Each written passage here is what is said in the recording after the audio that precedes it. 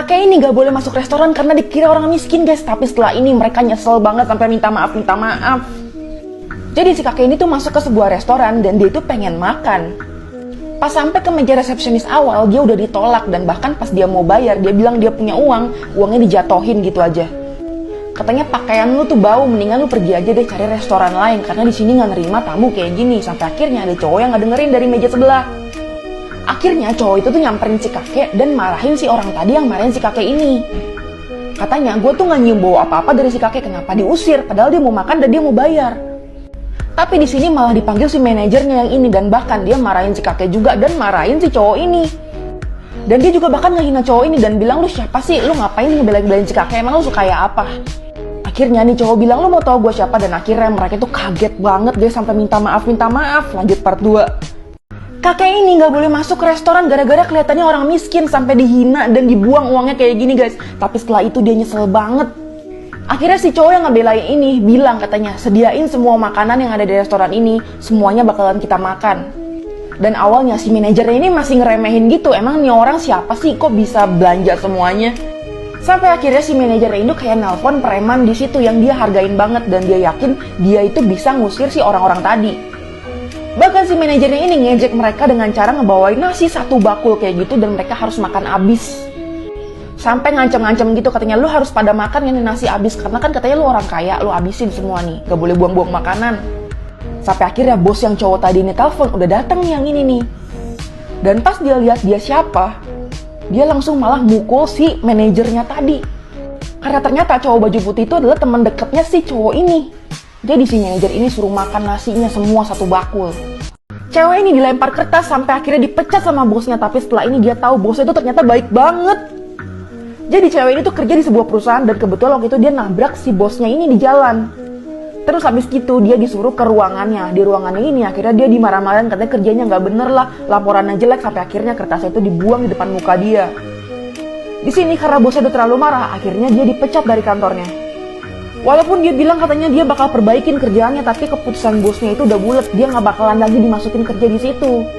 Sampai akhirnya dia pasrah, dia ngambil kertasnya dan dia akhirnya ya udah beres-beresin barang yang ada di meja dan pulang. Teman yang duduk di deket dia itu sampai bingung kenapa tiba-tiba dia dipecat, dia salah segede apa sih sampai dipecat. Akhirnya temennya ini masuk ke ruangan bosnya yang tadi untuk nanya. Bahkan dia kesel sampai heran kenapa temennya itu dipecat padahal kerjaannya itu bagus banget. Tapi setelah tahu alasan bosnya mecat, dia speechless. Lanjut part 2. Cewek ini dipecat sama bosnya, tapi setelah tahu alasannya ternyata bosnya ini baik banget. Jadi jauh sebelum dipecat, bosnya ini pernah ngedengar pembicaraan cewek ini dengan orang tuanya di kampung. Jadi cewek ini ngejelasin katanya dia ini sekarang gak usah kuliah lagi, dia itu perlunya kerja untuk membantu mamanya membiayai pengobatan bapaknya di kampung. Jadi mamanya itu gak perlu pusing lagi mikirin kuliah dia bakalan kerja aja untuk keluarganya. Jadi sebenarnya cewek ini tuh pintar dan kerjaannya tuh bagus banget, tapi dia tuh nggak punya biaya buat kuliah, jadinya dia harus kerja. Dan bahkan dia udah diterima di suatu universitas, tapi dia harus tolak karena dia nggak punya biaya untuk melanjutinnya. Belum lagi mamanya itu harus membiayai bapaknya yang masih ada di rumah sakit. Jadi alasan sebenarnya bosnya itu mecat dia bukan karena kerjaannya jelek, tapi dia nyuruh dia untuk kuliah. Bosnya ini ternyata ngasih dia sejumlah uang untuk melanjutin kuliahnya, dan setelah kuliah dia bisa baru kerja di sini lagi. Jadi dia nggak usah harus putus kuliah demi membiayai orang tuanya. Tiap pagi izin kerja pakai jas rapi kayak gini di depan istrinya guys. Tapi setelah keluar dia ganti baju jadi ojek online. Dan setelah istrinya tahu, kalian nggak bakal nyangka. Jadi cowok itu selalu pakaiannya tuh rapi kayak gini, kayak mau ke kantor gitu guys. Tapi setelah keluar rumah dia langsung ke semak-semak ngambil kotak yang biasanya dia simpen. Di dalam kotak itu ada persiapan dia kayak jaket ojek online, terus begitu ada helmnya juga, pokoknya semuanya lengkap. Tapi dia pelan-pelan nih, dia nggak ketahuan istrinya. Dia tuh bener-bener jaga banget celingak-celinguk kanan kiri biar istri ataupun teman-teman istrinya atau bahkan temen dia nggak tahu kerjaan dia sebenarnya tuh apa. Dia itu tugasnya nganterin makanan-makanan yang udah dipesan orang secara online kayak gini guys, dan dia itu berdedikasi banget. Kalau liftnya rusak, dia bener-bener naik tangga dari bawah sampai atas, capek banget. Dan suatu saat dia lagi makan di pinggir jalan kayak gini, tiba-tiba ada istri sama teman istrinya itu ngeliat dari mobil. Nah teman istrinya ini bilang, kayaknya itu suami lu deh, kok makannya di pinggir jalan? Dan pas istrinya ternyata tahu, lanjut part 2. Setiap mau pergi kerja selalu pakai jas di depan istrinya kayak gini, tapi setelah keluar rumah dia ganti baju jadi ojek online. Dan pas makan di pinggir jalan kayak gini, istrinya itu ngelihat guys dari dalam mobil temennya. Dan dia bilang, mana mungkin itu suami gue, udah cabut aja, gak usah diliatin.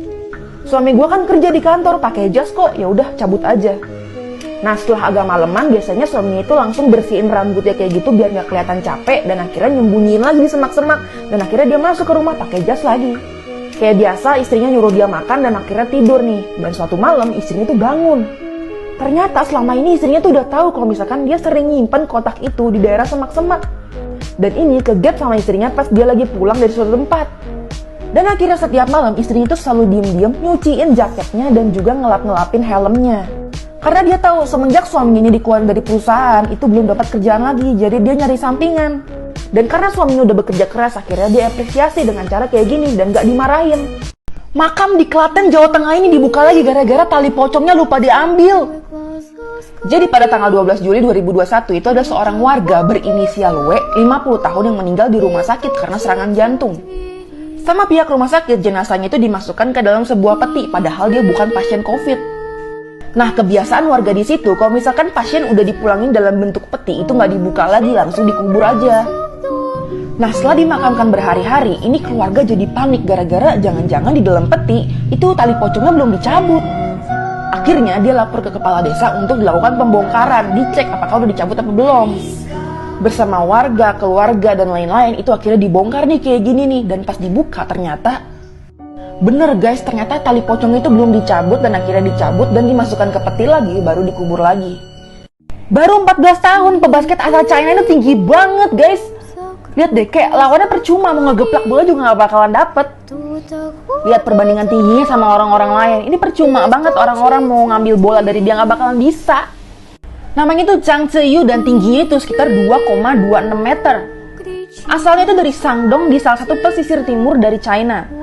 Dan emang keluarganya itu semuanya emang tinggi-tinggi dan keturunannya juga jadi tinggi.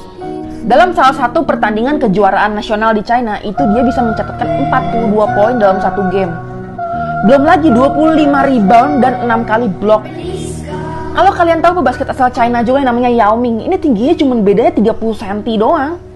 Jadi untuk ukuran cewek dan pebasket di usianya itu bener-bener ketinggian. Dan hasilnya dia juga jadi salah satu pebasket kebanggaan dan andalan China juga dalam berkompetisi.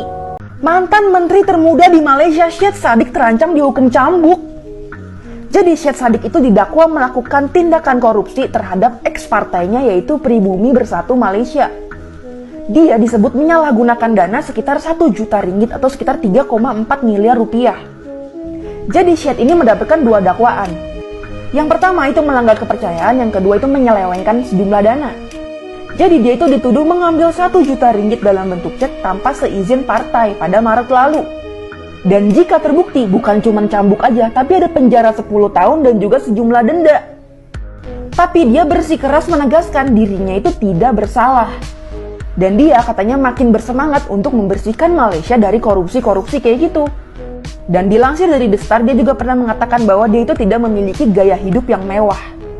Sehingga bagi dia, tuduhan korupsi itu adalah salah alamat.